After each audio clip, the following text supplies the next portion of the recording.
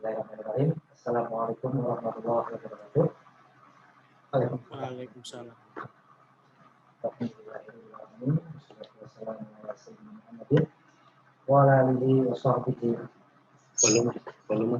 Volume gede.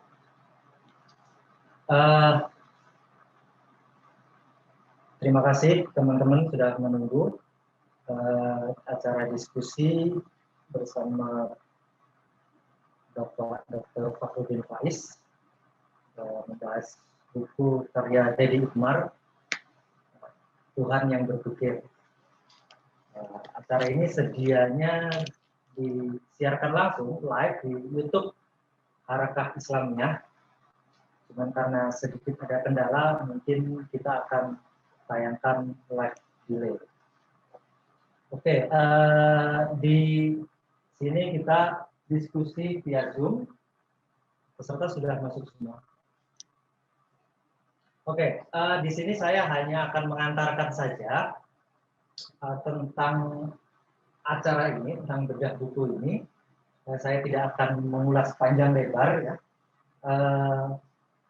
Sebelumnya saya ingin menyapa kepada teman-teman, juga pada Pak Fakhrudin Faiz yang sudah ada di sini. Assalamualaikum Pak. Waalaikumsalam. Baik. Kita langsung saja ya. Jadi acara ini sedianya tadi seperti saya bilang disiarkan langsung di live YouTube Harakah Islamiyah. Saya mungkin memperkenalkan diri, saya MS Wibowo, saya salah satu tim dari Harakah Islamiyah, channel Harakah Islamiyah. Channel Harakah Islamiyah ini merupakan bagian dari website harakah.id. Kalau teman-teman di Instagram bisa follow Harakah ID. Kemudian yang belum subscribe channelnya silakan subscribe Harakah Islamiyah. Kita lebih banyak video-video tentang bahasa Arab, meskipun kita juga sebenarnya membuat konten-konten keislaman dan dakwah lainnya. Oke. Kita mungkin akan langsung saja ya, saya nggak akan banyak panjang lebar.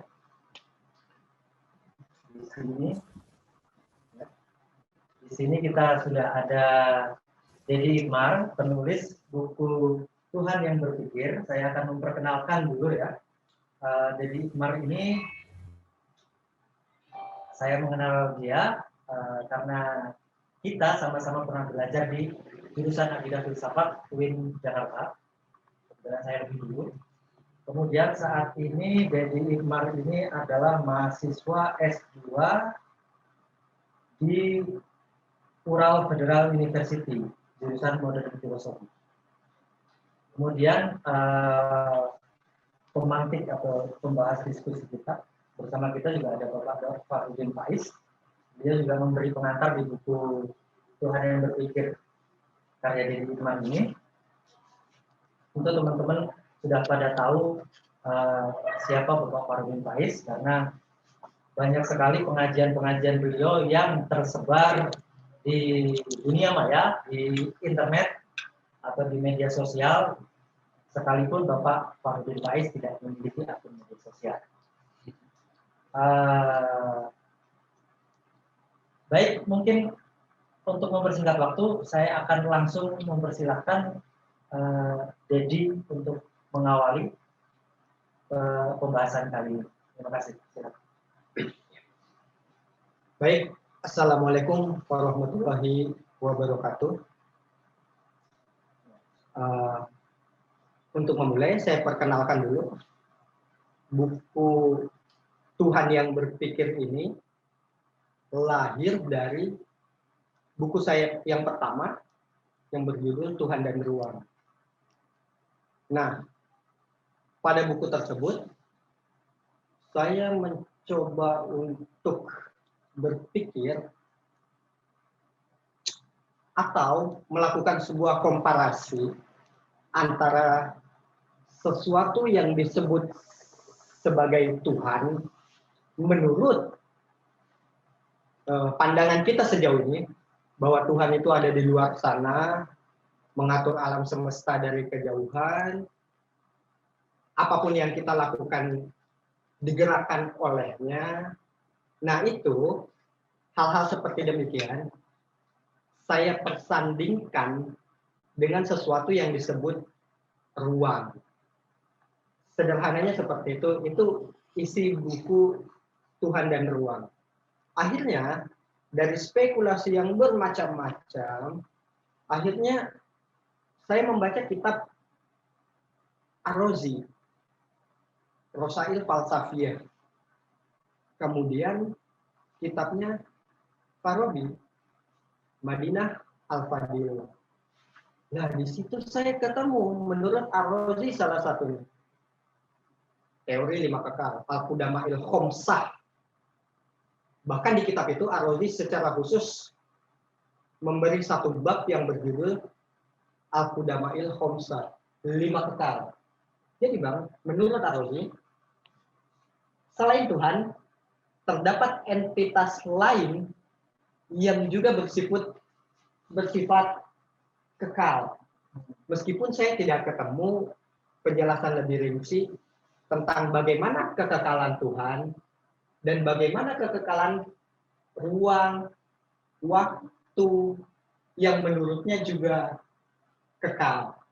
Nah, isi buku ini kurang lebih penjabaran tentang teori lemma kekal Ar-Razi dan teori emanasi Al-Farabi. Dan saya persandingkan dengan teori-teori yang lain seperti creatio ex nihilo Al-Kindi dan Al-Ghazali. Ini saya buka aja mungkin terdengar ya. Oke.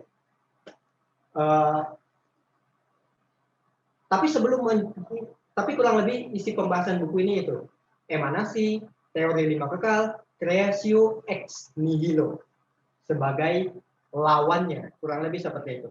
Tapi sebelum jauh membahas buku ini, respon orang-orang ketika melihat atau membaca buku ini satu, apa sih metafisika itu? Nah, pertanyaan orang itu kebanyakan di situ karena memang sebenarnya buku ini dikhususkan kepada pembaca yang sebenarnya sudah punya pemahaman sendiri mengenai metafisika. Jadi ini nggak ngebahas apa itu metafisika, kemudian ciri-ciri metafisika itu seperti apa. Nggak di situ. Jadi dia langsung kepada bagaimana sih teori penciptaan dalam Islam itu, bagaimana teori emanasi, bagaimana teori Al-Qudama'il Khomsah, bagaimana teori creatio ex nihilo. Nah ini isi buku ini. Tapi baik, kita mundur sedikit. Saya ingin menjelaskan dulu apa itu metafisika. Belajar metafisika lu, berarti mau jadi dukun lu. Respon orang kebanyakan seperti itu, Bang. Metafisika nih berarti punya ilmu kanuragan. Respon orang-orang itu kebanyakan ketika mendengar kata metafisika itu seperti itu. Bahkan kalau kawan-kawan misalkan searching melalui Google Indonesia, apa itu metafisika misalkan, atau klik searching saja metafisika. Yaitu yang keluar itu kebanyakan memang yang seperti itu, Bang.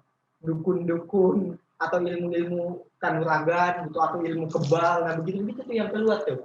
Padahal sebenarnya metafisika jauh lebih kompleks dibanding itu. Oke, itu masuk hanya karena dia sebagai being. Hal-hal spiritual masuk, bahkan Tuhan masuk dalam wilayah metafisika, itu hanya karena dia bersifat being. Oke, saya ingin masuk dulu ke metafisika sedikit. Di Barat, metafisika itu dipersamakan dengan ontologi, terutama dalam filsafat kontinental hari ini ya, di Barat hari ini. Tapi kalau di analitik, ya metafisika berbeda dengan ontologi, meskipun nanti detail-detailnya banyak ya. Mungkin bukan di sini penjabarannya. Tapi yang ingin saya sampaikan bahwa terutama di filsafat kontinental, kontemporer, tokoh-tokohnya kayak filsuf-filsuf dari Prancis dan Jerman, nah itu mempersamakan antara apa itu metafisika dengan apa itu ontologi. Contoh, jadi apa pembahasan metafisika itu? Ya semuanya sesuatu yang punya sifat ada. Bahkan sendal jepit pun masuk ke dalam wilayah metafisika. Bahkan rokok itu juga masuk ke wilayah metafisika. Oke, saya kasih contoh seperti ini. Apa itu korek? Dapatkah korek ini berdiri secara dirinya sendiri, ansih, berdasarkan dirinya sendiri, atau pada dirinya sendiri, tanpa adanya manusia? Kira-kira bisa tidak? Dia ada secara sederhana, tanpa adanya manusia. Oke, mungkin karena garis pikir kita ini kebanyakan terpengaruh di wilayah materialisme, maka kita bakal menjawab, oke, tanpa manusia dia akan bisa ada. Tapi problemnya seperti ini. Maka apa itu korel? Jangan-jangan kalau tidak ada manusia, dia nggak ada. Gitu. Terdiri apa? Kualitas-kualitas apa saja yang memenuhi unsur-unsur kekorekaan. Gitu. Apakah warna? Loh, kan dalam sains warna itu hanyalah panjang gelombang. Yang artinya warna itu ada di wilayah pikiran manusia, bukan ada di sini. Gitu. Jadi kalau tidak ada indrawi, maka warna itu tidak ada. Itu satu. Contoh lain lagi. Oh, panas. Loh, api kan tidak merasakan panas terhadap dirinya sendiri. Yang merasakan panas itu si subjek. Gitu. Si manusia. Lah otomatis, kalau si manusia tidak ada, kalau si subjek yang merasakan panas itu tidak ada, maka panas itu nggak ada. Jadi apa itu api? Ternyata bukan panas, karena panas ini ada di si manusianya. Kan kira-kira seperti itu. Nah, hal-hal seperti ini, maksud saya tadi, karena luasnya penjabatan metafisika, nah ini masuk ke dalam wilayah metafisika. Gitu. Mempertanyakan apakah sesuatu di luar diri manusia itu betul-betul ada, atau jangan-jangan hanyalah persepsi indrawi subjektivitas si manusia. Itu di barat, gitu. Terutama Immanuel kan membahas itu sampai sekarang, filsafat kontemporer. Contoh misalkan, baru-baru ini saya baru menerjemahkan buku After Finitude, karyanya Puanta Menasso, seorang filsuf Prancis yang mencoba untuk menghancurkan atau merobohkan epistemologi Kantian, gitu. Yang menurut Kantian benda pada dirinya sendiri itu nggak bisa diketahui, gitu. Tapi menurut dia bisa. Nah itu di barat. Di Islam, kawan-kawan, hal-hal di luar diri kita, mungkin para pendengar ceramahnya Pak Farudin Faiz sudah pada tahu, gitu, bahwa hal-hal di luar diri kita, kecuali Tuhan, disebut sebagai mungkin wujud. Segala sesuatu yang bersifat alam semesta itu sifatnya mungkin wujud. Nah, dia bisa ada hanya karena ada yang mengadakan. Siapa itu? The prime cause itu. Wajibul wujud itu. Nah, disinilah pada akhirnya kenapa Tuhan atau kenapa wajibul wujud masuk ke dalam cakupan wilayah metafisika. Karena dia mencoba untuk mendedah tentang ada yang paling ada, gitu. Being yang paling being itu. Atau sesuatu atau hal yang biasa kita sebut dengan bahasa Allah. Baik, saya masuk sedikit saja. Jadi di buku ini saya menjabarkan tentang teori penciptaan dan teori pancaran. Dalam filsafat Islam itu dua hal yang berbeda. Yang satu penciptaan, yang satu pancaran. Yang pancaran itu biasa kita sebut dengan al-faid. Al-faidun nuri anil kursati syams. Begitu kira-kira perumpamaan Al-Farabi dalam kitabnya. Sementara Al-Kindi menyebut enggak, alam semesta ini diciptakan bukan dari pancaran. Artinya kalau diciptakan, ada sesuatu di mana Tuhan itu sendiri dulu, kemudian langsung menciptakan alam semesta. Gitu. Kalau pancaran, enggak begitu. Konsekuensi dari pancaran adalah ketika ada Tuhan, ketika itu pula lah dia memancarkan sesuatu dari dirinya, gitu loh. Jadi kita ini merupakan pancaran-pancaran keilahian. Kurang lebih itu demikian. Nah, teori creatio ex nihilo ini dibantah oleh Al-Farabi dibantah oleh Ar-Razi, terutama karena menurutnya kalau seperti itu berarti ada waktu, ada jeda di mana Tuhan itu sendiri tanpa ada apa-apa selainnya, kemudian baru menciptakan alam semesta. Ar-Razi bahkan lebih detail. Dia mengajukan pertanyaan-pertanyaan yang panjang terhadap muridnya Al-Kindi ketika itu. Dia bilang begini, kalau ada waktu di mana Tuhan itu sendiri dulu baru kemudian dia menciptakan alam semesta, kalau seperti itu, lah apa berarti yang mendorong Tuhan itu menciptakan alam semesta? Gitu. Dia terdorong karena apa? Gitu. Adakah yang mendorong dia? Atau jangan-jangan ini kalau bahasa saya, atau jangan-jangan dia lagi bosan, nggak tahu mau ngapain, tiba-tiba ciptain alam semesta aja. Nah ini selengiannya itu demikian. Gitu. Tapi konsekuensi dari emanasi apa? Gitu. Konsekuensinya bahwa kita ini merupakan wujud-wujud yang merupakan bagian daripada cahaya Tuhan, nur ilahiyah. Tapi ini perdebatan ya. Jadi ada yang menganggap bahwa Al-Farabi itu apakah Al-Farabi itu menganggap alam semesta ini kekal apa tidak? Nah ini perdebatan. Ada yang bilang bahwa Al-Farabi karena dia nggak ngebahas secara detail dalam Madinah Al-Fadilah, terutama dalam emanasi yang akal-akal sampai akal ke-11 tuh. Di buku ini saya tekankan sekali bahwa akal itu dalam Al-Farabi berjumlah 11. Bahkan kata yang dia keluarkan itu hadi asyar, dong. Gitu. Tapi kan di buku-buku umum yang kita baca, terutama yang berbahasa Indonesia, bahkan buku Pak Harun Nasution gitu, itu cuma sampai kepada akal ke-10. Yang dimana akal ke-10 itulah yang merupakan akal fa'il. Gitu. Sementara yang saya temukan dalam Madinah Al-Fadilah bahwa hadi asyar atau akal ke-11 itulah yang merupakan akal fa'il. Akal fa'il itu yang merupakan pengatur alam semesta. Saya balik lagi sedikit. Loh, kalau begitu dia mengandung konsekuensi bahwa alam semesta ini kekal karena kita merupakan pancaran langsung daripada Tuhan. Ini yang membuat kemudian para creatio ex nihilo yang memiliki tendensi terhadap agama, bukan cuma Islam. Kalau Islam mungkin diwakili sama Al-Ghazali, tapi Kristen itu lebih detail lagi, terutama gereja ketika itu. Jadi terbitlah dekret yang berisi ratusan proposisi bid'ah terhadap kaum yang disebut emanasionis ini.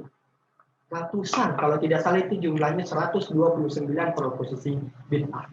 Kalau Al-Ghazali mungkin cuma di wilayah 3 hal kan, di wilayah 3 hal tentang pengetahuan Tuhan, tentang kekekalan alam semesta, tentang kebangkitan manusia setelah kematian, di wilayah 3 hal itu. Tapi di gereja itu sampai 129 proposisi bid'ah terhadap kaum emanasionis.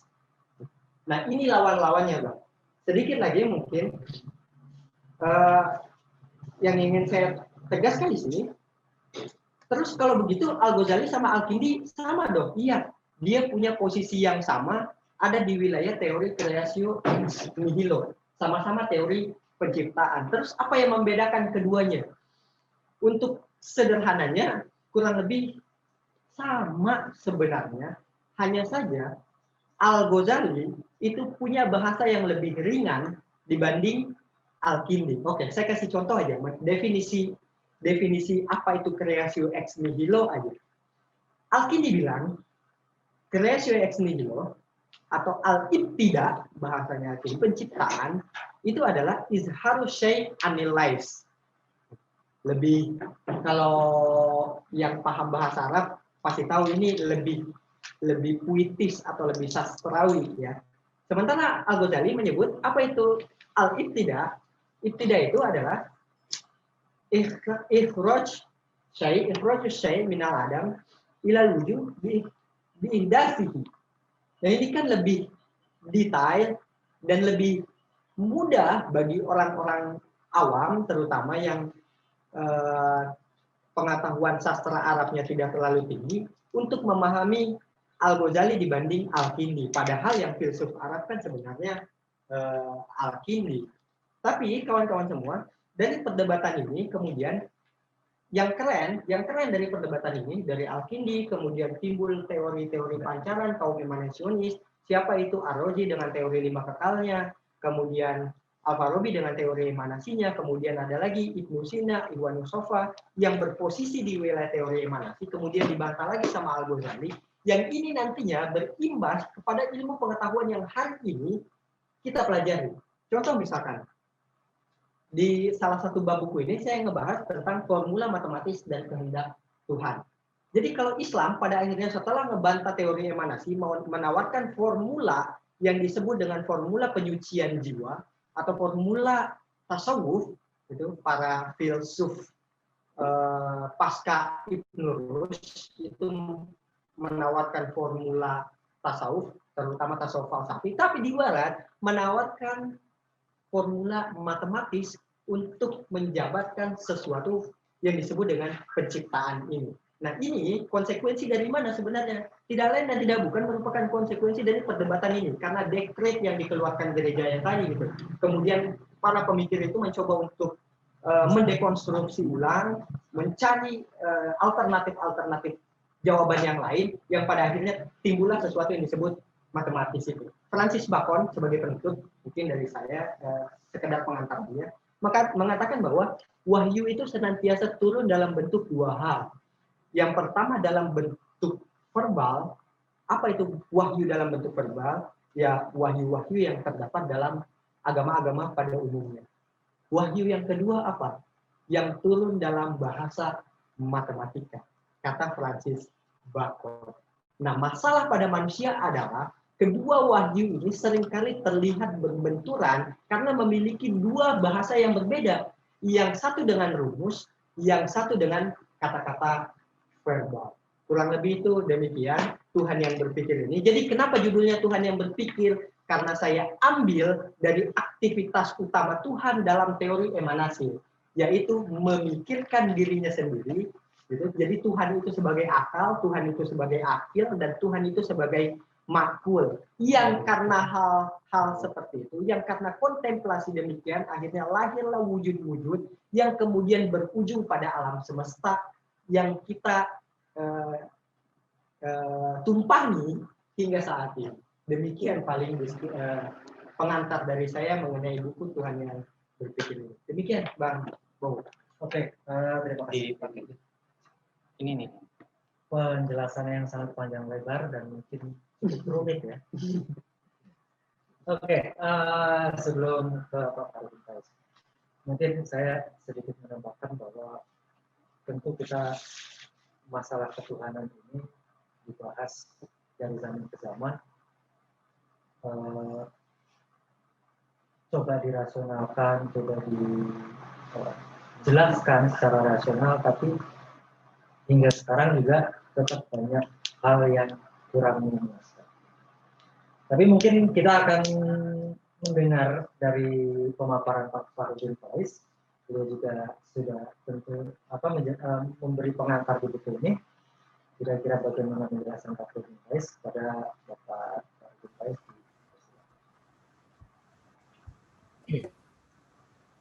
Oke, baik. Assalamualaikum warahmatullahi wabarakatuh. Waalaikumsalam warahmatullahi wabarakatuh. Bismillah, alhamdulillah, salatu wassalamu ala rasulillah. Berbahagia sekali malam hari ini bisa bertemu dengan teman-teman meskipun jarak yang jauh untuk menggembirai kesuksesan Mas Ibmar dengan bukunya yang berpikir Tuhan yang berpikir. Bagi saya ada banyak alasan untuk mengapresiasi lahirnya buku ini. Yang pertama yang jelas wacana-wacana metafisika itu sejak awal modern sudah mulai tidak populer lagi. Jadi, sejak berakhirnya abad tengah itu tema-tema metafisika itu tidak terlalu laku. Orang modern menyebut isu-isu metafisik itu meaningless. Jadi meaningless itu sesuatu yang kalau didiskusikan pasti tidak tuntas. Hasilnya hanya spekulasi-spekulasi. Jadi, sehingga terus Barat modern itu kan dikenal sangat anti dengan metafisik. Padahal dulu era keemasan kejayaan kita, justru kitalah yang membuat semacam trendsetter zaman itu, bahwa isu-isu ketuhanan, isu-isu metafisik itu asyik untuk dibahas. Karena betapapun metafisika itu hakikatnya juga eksistensial. Eksistensial itu kita alami sehari-hari dalam hidup sebagai manusia. Kalau dalam agama, metafisik itu ya disebut bagian dari fitrah kita sebagai manusia. Maka mau tidak mau, hidup ini selalu terlibat dengan ranah itu. Bahkan belakangan ketika muncul postmodern, kan orang terus sadar bahwa hidup yang memeaninglesskan metafisik itu ada banyak kehilangan, khususnya ruang-ruang spiritual terus jadi tidak bergarap.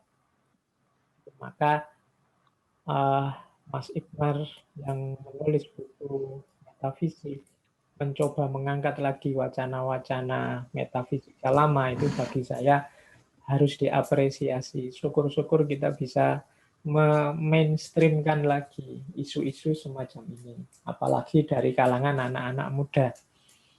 Di saat yang muda-muda hari ini sibuknya TikTokan, sibuknya IG, itu menjelajahi khazanah metafisik itu bagi maka tetap harus kita apresiasi. Saya tidak akan malam ini saya tidak akan cerita detail tentang teori-teori emanasinya, nanti tanya ke Mas Iqmar. Saya sudah terlalu banyak bicara kalau tentang filsafat yang macam-macam itu. Sekarang saatnya yang muda-muda yang bicara. Saya hanya mengomentari sedikit-sedikit, mungkin saya ngomong kerangka-kerangka berpikirnya. Malam hari ini saya ingin mancing teman-teman yang hadir ini untuk agak berpikir sedikit. Jadi tidak sekedar diberitahu tentang apa itu emanasi, apa itu teori 5 kekal itu. Ya kalau ingin tahu detailnya, bukunya dibeli, dibaca. Malam hari ini saya ingin mancing diskusi saja. Yang pertama begini, saya ngangkat isu-isu yang mungkin bisa menarik untuk kita diskusikan malam hari ini. Jadi yang pertama, fenomena memahami Tuhan. Kalau di Barat namanya isu idea of God. Itu fenomena yang kalau katanya Anselmus disebut faith seeking understanding. Jadi keimanan yang berusaha untuk mengerti. Jadi faith seeking understanding itu ya manusia itu di antara keistimewaannya diberi Allah anugerah akal, dan dari situlah nanti muncul sebuah karakter namanya curiosity, rasa ingin tahu. Jadi mau tidak mau, wong kita ini percaya ada Tuhan, percaya ada akhirat, percaya hal-hal eskatologis, itu disuruh akal kita diam, sudah tidak usah tanya-tanya, percaya saja, itu sulit. Karena di antara karakternya akal itu dia selalu seeking understanding. Allah yang aku percaya itu seperti apa sih? Allah yang aku imani itu seperti apa sih? Ya, itu pasti ditanyakan. Meskipun nanti ada orang yang kemudian cara menjawabnya ada yang terus merujuk. Pokoknya kitab suci bilang apa, ya itulah saya percaya. Ada yang kemudian mendayagunakan akalnya. Ada yang tidak usah dicari dalilnya, tidak usah dicari rasionya, pakai akal, dijalani saja, dialami saja. Seperti dalam tradisi mistik atau tasawuf. Tapi sebenarnya basisnya sama. Faith seeking understanding. Jadi keimanan yang berusaha untuk mengerti, mencari jawaban. Dan itu fitri juga, manusia memang punya karakter ingin selalu mencari jawaban. Nah, yang pertama itu. Yang kedua, ini tadi yang saya maksud menarik didiskusikan. Apapun proposisi-proposisi yang diajukan berkaitan dengan ketuhanan tadi, di teori apapun, tidak cuma dari Islam, dari Barat juga begitu, bahkan Barat modern, Barat kontemporer juga begitu, selalu saja ada celah tidak logisnya. Selalu ada celah di situ, ada lubang yang orang bisa mengkritisi. Itu hampir semua. Semua argumen pembuktian Tuhan, apakah itu argumen ontologis, argumen molar, bahkan argumen religius experience, itu ada kelemahannya. Jadi ini untuk bahan diskusi menurut saya. Nah, menyikapi kelemahan ini di kalangan kita terus muncul beberapa sikap. Ini menurut saya menarik didiskusikan. Yang pertama, ada orang kemudian mungkin semacam sudahlah, tidak mungkin kita ketemu kalau pakai akal, tidak usah dibahas. Ada yang sikap seperti itu. Jadi percaya saja, tidak usah dibahas, tidak usah ditanya, tiwas capek. Makanya kan biasanya terus yang diajukan tafakkaru fi khalqillah wala tafakkaru fi dzatillah.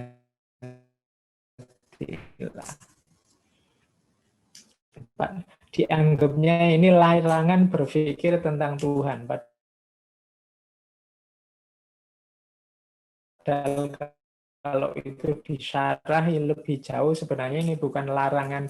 Kalau langsung dijujuk, gunakan proposisi-proposisi analogis melalui ciptaannya. Jadi hampir semua teori ketuhanan, ya karena memang tidak bisa diakses langsung ketuhanan itu, maka yang dilakukan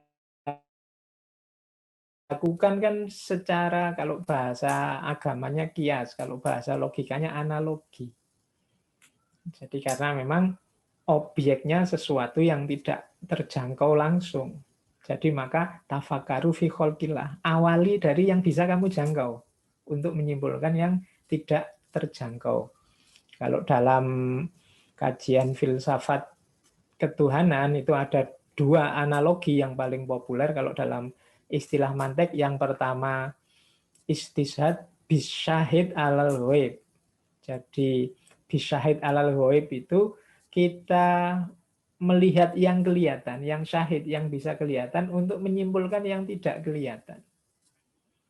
Jadi ini paling sering dipakai oleh para filosof muslim, para ulama. Yang kedua, analogi yang kedua, kiasnya kias aula. Kias aula itu mengkiaskan tapi disimpulkan secara lebih tinggi. Kias aula itu ya kalau ingin menjelaskan kasih sayangnya Tuhan pada manusia misalnya, itu seperti kasih sayangnya orang tua pada anaknya. Cuma jauh lebih berkali lipat dari itu. Itu namanya kias aula. Kalau ingin menjelaskan kekuasaan Tuhan seperti apa, itu seperti kekuasaannya manusia, tapi dia jauh berkali lipat dari itu. Termasuk penjelasan-penjelasan emanasi tadi, termasuk teori 5 kekal itu dalam banyak sudutnya itu sebenarnya menggunakan unsur kias ini. Maka penting untuk mencari sisi ini dikiaskan dengan apa untuk lebih mudah dipahami. Nanti mungkin yang emanasi saya beri sedikit ilustrasi. Tapi ada gaya pertama tadi, menyikapi ketika akal tidak berdaya, terus tidak usah dibahas saja deh. Kalau dibahas nanti malah bingung, enggak. Ya bahas semampumu.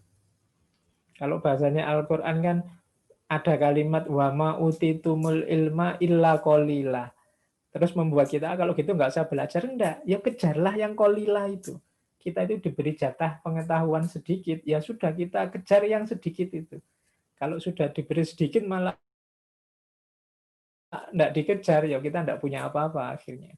Jadi justru yang sedikit itulah yang kita kejar pengetahuan. Jadi yang pertama ada sikap tidak usah dibahas. Ada yang kedua, untuk menjelaskan ranah ketuhanan, itu caranya adalah secara negatif. Secara negatif itu, mungkin teman-teman sering dengar istilah teologi negatif. Teologi negatif itu memahami Tuhan itu selalu diawali dengan kata-kata tidak. Khususnya di level penggambaran kita tentang Tuhan. Tuhan tidak begini, Tuhan tidak begitu. Ini gaya teologi negatif ini. Jadi mereka punya pandangan satu-satunya uraian tentang Tuhan, nadanya harus negatif. Kalau nadanya positif itu spekulasi pasti. Dan pasti Tuhan tidak begitu. Itu gambaran-gambaran versi manusia. Nah, itu gaya kedua. Menurut saya bahan diskusi nanti boleh. Ada gaya ketiga. Gaya ketiga ini gaya pragmatis.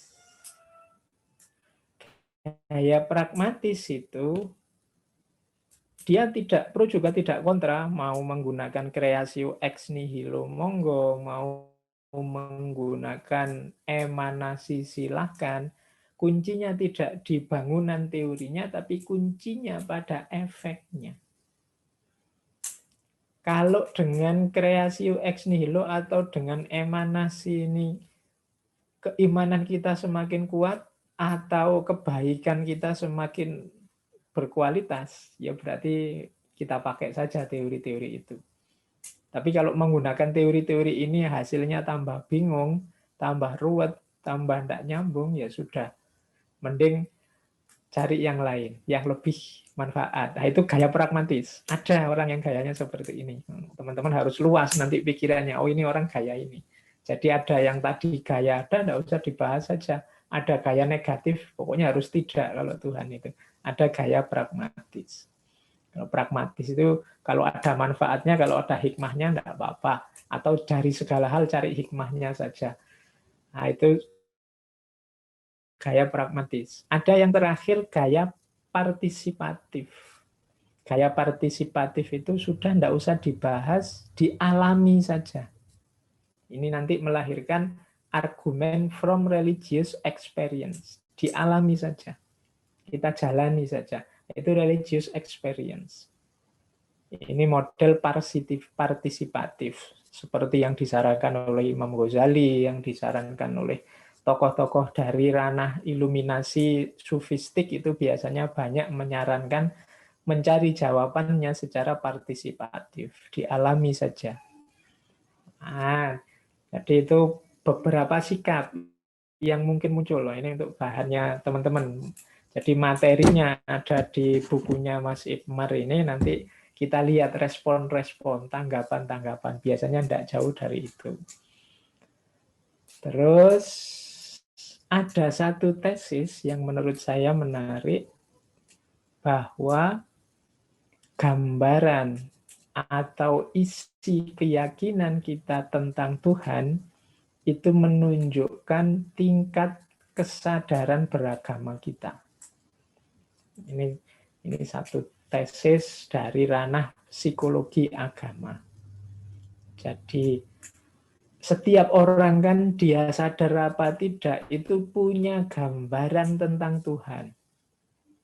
Dia punya konsep, punya kesan sendiri tentang Tuhan. Dan disitulah letak kesadaran keberagamaannya. Kalau pakai bahasane apa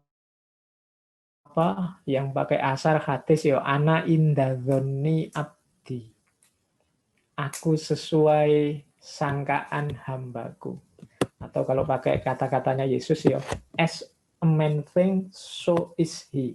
Sebagaimana pikirannya manusia, seperti itulah Tuhan. Jadi konsep kita tentang Tuhan ini menunjukkan tingkat kesadaran keberagamaan kita. Orang yang menganggap Tuhan itu maha adil, maha penyiksa, maha detail, maha tahu, itu mungkin nanti gaya hidupnya berbeda dengan orang yang menganggap Tuhan maha penyayang, maha pemaaf, maha pemurah, itu mesti gaya hidupnya beda. Jadi kesadaranmu tentang Tuhan, gambaranmu tentang Tuhan itu menentukan kesadaranmu beragama. Nah, maka setiap konsep ketuhanan kita gali ini membawa pada kesadaran di level apa. Termasuk pandangan-pandangan emanasi ini. Emanasi itu kan berawal dari kegelisahannya para filosof tentang kreasio ex nihilo sebagaimana digambarkan oleh para ulama sebelumnya. Ini tidak memuaskan secara rasional. Kreasi ex nihilo itu kan menciptakan bayangannya kayak tukang sulap itu kan, tiba-tiba barangnya ada. Nah, itu tidak memuaskan secara rasional. Maka para tokoh filosof mencoba ini gimana caranya biar rasional? Lahirlah emanasi itu kan. Saya sering menganalogikan karena biasanya kalau dijelaskan apa adanya susah. Biasanya saya analogikan, bayangkan seperti kita saja. Coba lihat karya peradabannya manusia. Apakah itu HP, apakah itu laptop, apakah itu apapun karya manusia, itu kan kalau mau menggunakan kita. Jadi perangkat teknologi yang produk budaya, ya tidak cuma teknologi sih, semua produk budaya, produk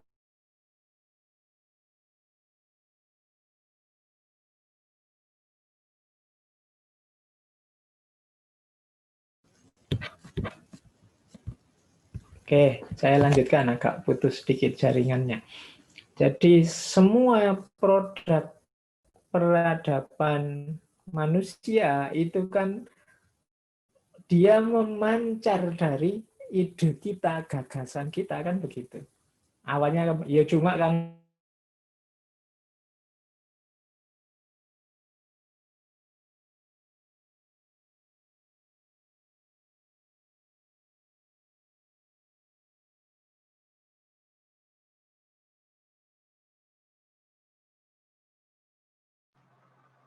Halo, Pak.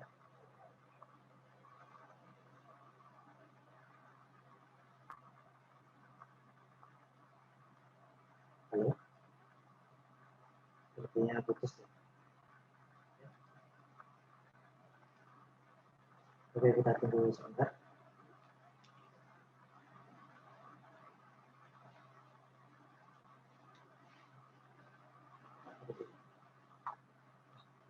mohon maaf, putus lagi. Jadi, kalau teman-teman tidak dengar suara saya, memang jaringan di sini agak putus. Saya lanjutkan, saya ulang lagi. Jadi analogikan ini karena memahaminya kalau langsung agak pening. Saya sering pakai analogi. Jadi kalau kita ingin menghasilkan sesuatu, itu kan berawal dari ide gagasan yang di kepala kita. Ada gagasan gimana caranya biar mudah kita minum, lahirlah ide tentang gelas, kemudian kita upayakan dengan segala macam teknologi, lahirlah gelas.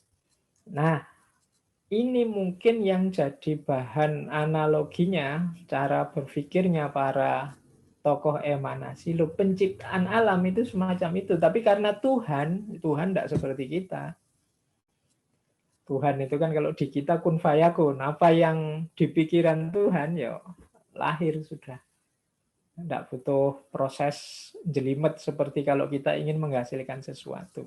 Jadi makanya nanti ada kritiknya Fakhruddin Ar-Razi pada Ibnu Sina. Loh kok Ibnu Sina ini emanasi juga gagasannya, menyamakan antara pengetahuan Tuhan dengan kehendak Tuhan. Tapi ya kalau versinya Ibnu Sina, ya kalau di Tuhan itu ya kehendak sama pengetahuan itu ya sudah jadi satu. Jadi itu logikanya kenapa modelnya emanasi, melimpah dari diri Tuhan. Loh, kenapa kok melimpahnya dari diri Tuhan? Itu kan judulnya Tuhan yang berpikir. Kok Tuhan berpikir tentang dirinya sendiri? Loh, ya karena memang awal penciptaan masih belum ada apapun. Maka Tuhan berpikir tentang dirinya. Hasilnya pikiran itu nanti melimpah. Ya. Melimpah itu kan teman-teman tetap membayangkannya kan secara analogis dengan sesuatu barang kayak air yang tumpah kan begitu, melimpah. Itu maksudnya ya keluar dari diri Tuhan. Ya kalau hasil pikiran kita itu nggak ada anunya abstrak karena kita manusia sangat sederhana terbatas. Tapi kalau Tuhan dia melimpah, limpahannya melimpah lagi terus dan seterusnya. Itu mungkin yang ada di logikanya para filosof yang menggagas emanasi. Termasuk juga logika bahan. Para filosof kalau kreasi ex nihilo itu kan loh, apapun yang tercipta itu kan harus ada bahannya. Nah, tapi karena segalanya masih belum ada, satu-satunya yang ada kan hanya Tuhan, ya logika sederhananya berarti kan bahan itu ya Tuhan itu sendiri. Jadi ketika segalanya tidak ada, sumbernya yang ada satu-satunya wong yo ruang belum ada, bahkan waktu belum ada kalau diasumsikan semuanya ini bukan sesuatu yang abadi, bukan seperti Ar-Razi tadi, anggap saja pokoknya adanya Tuhan yang pertama satu-satunya. Berarti bahannya alam itu kan ya Tuhan sendiri. Nah, ini yang ada dalam logikanya para filosof emanasi. Maka penciptaan model emanasi ini dianggap oleh yang pro lebih rasional daripada creatio ex nihilo. Kalau di creatio ex nihilo cukup di state dinyatakan bahwa Allah menciptakan segalanya kun fayakun selesai. Nah ini penjelasannya yang agak susah loh, yo proses menciptakannya gimana dan macam-macam. Itu nanti sebenarnya akan menarik kalau teman-teman nyambung dengan ya teori-teori kosmologi, teori-teori biologi tentang penciptaan alam semesta. Nah, itu kalau diskusinya ini disambung akan lebih luar biasa. Nanti jangan-jangan teori-teori semacam Big Bang, semacam itu bisa dianalogikan karena melibatkan juga ledakan, melibatkan cahaya dan lain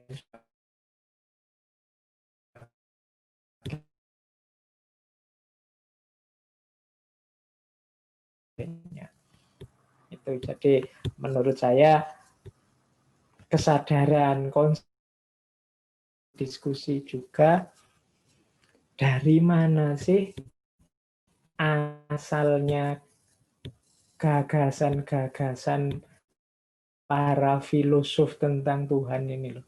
Kok sampai mereka bisa punya ide yang macam-macam, unik-unik, menarik-menarik.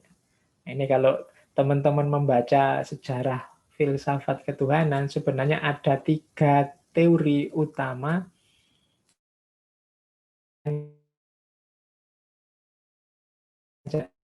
di mainstream penjelasan idea of God, tentang Tuhan, itu sumbernya ya Tuhan sendiri. Jadi itu misalnya Descartes.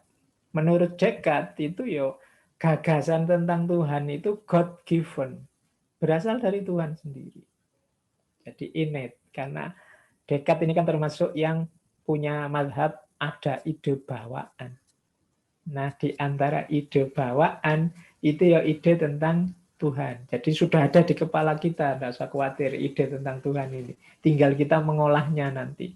Itu mazhab pertama. Berarti semua manusia sebenarnya punya ini ide tentang Tuhan, makanya tidak luar biasa kalau kemudian dia ingin tahu tadi faith yang seeking understanding, karena sebenarnya ide bawaan itu sudah ada di kepalanya. Ini tokohnya misalnya Descartes. Ada yang kedua experience. Jadi kalau experience ini ya dari pengalaman, pengalaman saya bertuhan, pengalaman saya beragama, memunculkan ide-ide ketuhanan. Nanti ada juga yang ide ketuhanan itu human construction. Jadi human construction atau projection, proyeksinya manusia, konstruksi manusia. Nah, ide-ide semacam emanasi ini masuk human construction atau projection. Kita proyeksikan, karena kalau dijelaskan apa adanya agak susah. Kita gambarkan, kita ilustrasikan. Seperti ini loh peristiwa penciptaan itu. Ini loh sifat-sifat Tuhan itu dan lain sebagainya. Jadi ini mungkin menarik juga didiskusikan. Apa benar sih kita ini sudah punya sebenarnya unsur ketuhanan, ide ketuhanan dalam diri kita, itu termasuk ide bawaan yang dititipkan Allah dulu pada Nabi Adam, bagian dari wa'allama Adam al-asma'a kullaha itu. Tinggal kita mengoreknya kembali. Ini gaya semacam ini sebenarnya diawali oleh Plato dengan idealismenya. Nah, ada juga experience. Kalau experience ini dari pengalaman beragama. Kalau ini banyak diinspirasi oleh tradisi-tradisi mistik. Nanti yang banyak pakai ini itu para filosof iluminasi. Gagasan ketuhanan yang basisnya experience, intuisi. Dan yang ketiga, gagasan yang sifatnya demonstrasi logika. Ini memang cirinya para filosof peripatetik, termasuk Ar-Razi, Al-Farabi. Jadi ya nanti ini biasanya nanti berhadapan dengan konservatisme, pandangan-pandangan dogmatis agama. Ya ada yang cocok, ada yang tidak, itu biasa, tidak masalah. Dan zaman dulu tidak sampai rame gegeran, tapi wacananya murni intelektual. Jadi ada human construction, ada human projection, ada proyeksi manusia dan konstruksi manusia.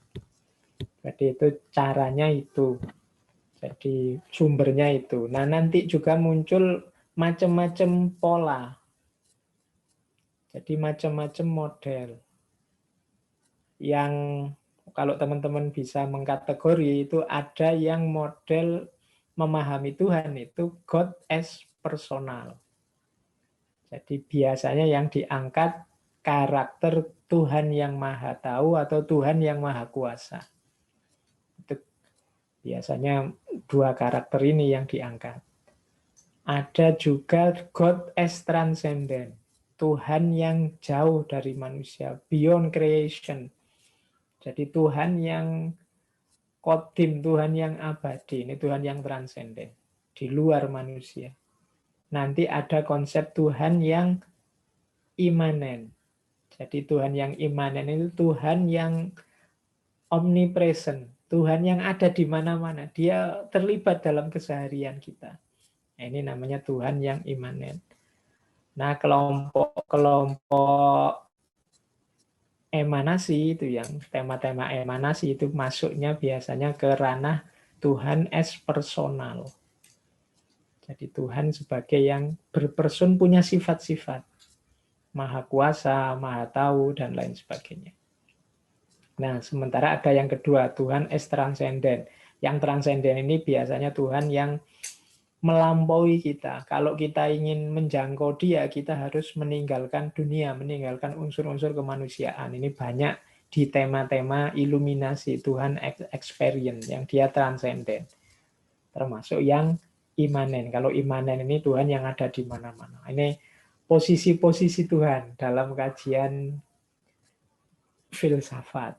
Jadi ada yang dia yang personal, ada dia yang transenden, atau dia yang imanen. Ini nanti mempengaruhi konsep-konsep. Jadi termasuk tadi yang konsep emanasi. Nah, saya tambah satu lagi. Tadi sudah saya jelaskan salah satu alat untuk menguraikan kebertuhanan yaitu kias. Kias itu kalau bahasa ilmu ketuhanannya analogi empiris. Atau tadi istishhad bisyahid ala ghaib. Ini caranya antara lain analogi. Jadi memahami Tuhan. Termasuk tadi saya jelaskan bagaimana emanasi itu ya ada juga unsur analogisnya biar kita lebih mudah apa yang diinginkan oleh para filosof emanasi. Kemudian itu gaya pertama, tapi ada juga yang gaya kedua. Kalau gaya kedua ini spekulasi-spekulasi rasional. Ini banyak contohnya. Para filosof ketuhanan modern itu banyak melakukan spekulasi-spekulasi rasional tentang Tuhan. Ilmunya namanya teologi natural atau natural theology. Kemudian yang ketiga, kalau ini namanya tafsir esoteris. Istilahnya tafsir, tapi mungkin lebih tepatnya takwil. Jadi takwil esoteris itu memahami teks yang tidak sekedar yang tertulis, tapi masuk lebih dalam ke ranah yang tidak kelihatan. Kalau nyari ayat tentang emanasi mungkin susah ketemunya, tapi kalau model takwil esoteris mudah ketemu, bisa banyak ayat yang indikasinya ke sana. Nah, itu gaya yang sering dipakai oleh para tokoh filosof. Jadi ada analogi empiris, ada spekulasi rasional, ada tafsir esoteris, dan yang terakhir jangan lupa juga imajinasi. Kalau imajinasi tidak kuat, itu susah loh. Bisa sampai pada ide emanasi, ide gagasan 5 abadi, jangan salah. Imajinasi tidak sekedar khoyal atau mengada-ada, enggak. Imajinasi, makanya Ibnu Arabi itu pakai istilahnya tidak sekedar imajinasi, tapi imajinasi kreatif. Jadi imajinasi kreatif itu kemampuan kita berimajinasi untuk menjelaskan yang tidak terjelaskan atau tidak terjangkau oleh nalar biasa. Itu imajinasi kreatif, menggabung-gabungkan. Jadi tadi kan ada istilah melimpah, ada istilah Tuhan yang berpikir, ada. Ini istilah-istilah yang pasti imajinatif sekali. Awalnya imajinatif. Karena kita tidak bisa mengartikan letterlock Tuhan yang berpikir, Tuhan berpikir kayak kita. Enggak. Tapi dianalogikan ke sana dan akal ini secara imajinatif mengarahkan ke sana. Maka kemampuan imajinasi ternyata penting. Ya, dalam agama itu kan banyak hal-hal yang gaib, banyak hal-hal yang metafisik itu ya. Kalau tidak analogi ya imajinasi kita menangkapnya. Kalau saya cerita tentang Sirotol Mustaqim ya, kepala kita otomatis mengimajinasikan ada gambar jembatan, kan begitu. Kalau saya cerita timbangan amal kan terus kamu membayangkan ada timbangan besar yang nanti amalmu. Itu kan kemampuan imajinatif. Dalam agama banyak dibutuhkan juga kemampuan imajinatif untuk menjelaskan hal-hal yang tidak mudah untuk dijelaskan begitu saja. Jadi alat-alatnya, kenapa sih kok sampai ada ide gagasan emanasi, ada gagasan kreasi ex nihilo, itu kan sudah pemahaman-pemahaman. Itu tidak jauh dari, kalau tidak analogi yang empiris, ya spekulasi-spekulasi rasional. Kalau tidak begitu ya tafsir esoteris, kalau tidak ya imajinasinya main. Jadi salah satu kombinasi dari 4 hal itu. Dan dari situlah nanti akan muncul gagasan-gagasan seperti emanasi dan yang lain-lain. Nah, terakhir, ini kan saya cuma ngomong kerangka-kerangkanya saja. Isinya nanti silahkan dibaca di buku itu. Responnya sekarang terakhir. Nah, dalam sejarah Islam, respon terhadap konsep-konsep ini macam-macam.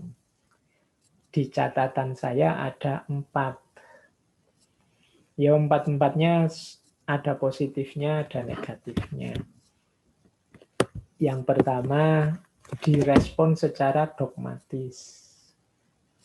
Jadi ya seperti responnya Imam Ghazali lewat tahafudz, responnya tadi saya sebut Fakhruddin Ar-Razi kepada Ibnu Sina, dan lain sebagainya. Ini respon dogmatis. Jadi memberikan kritik, memberikan warning bahwa hati-hati jangan sampai keluar dari keimanan. Ini respon dogmatis. Jadi direspon dengan keimanan. Nah, yo hak mereka, karena setiap orang kan berhak berpikir merespon dengan gayanya sendiri-sendiri. Kalau urusan setuju tidak setuju itu kan haknya setiap orang. Nah, jadi ada gaya respon dogmatis, itu ada. Ada gaya kedua, gaya skeptis. Skeptis ini menurut saya cerdas. Dia meragukan, menggali, mencari. Jadi tidak sekedar tidak terima atau terima. Skeptis itu, masa sih begitu? Saya coba dianalisis. Nah itu gaya skeptis. Biasanya ya anak-anak muda yang masih semangat menggali, yang masih kritis, itu skeptisnya mengemuka. Masa begitu? Nah itu skeptis. Ada yang ketiga, apatis. Gaya apatis ini ngalang-ngalai dogmatis. Dogmatis itu masih mending menelaah kemudian mencari di mana dia tidak sinkron dengan agama. Skeptis bagus juga karena dia kritis. Tidak menerima begitu saja. Kalau apatis, membaca saja tidak mau. Jadi menelaah saja tidak mau. Pokoknya ndaklah itu apatis sudah, pasti jelek. Dari mana itu ilmunya? Dari filsafat, pasti jelek, pasti rusak. Itu apatis. Nah ini yang banyak muncul juga kan dalam tradisi umat Islam yang tidak mau tahu. Pokoknya itu kalau dari sana, kalau dari kelompok itu pasti jelek. Itu gaya apatis. Ada gaya keempat, gaya reseptif. Nah, gaya reseptif itu kita cerna, kita telan, tapi kita pilih bagian-bagian yang positif, konstruktif untuk hidup kita. Apakah hidup keimanan kita atau hidup kita di bagian yang lain.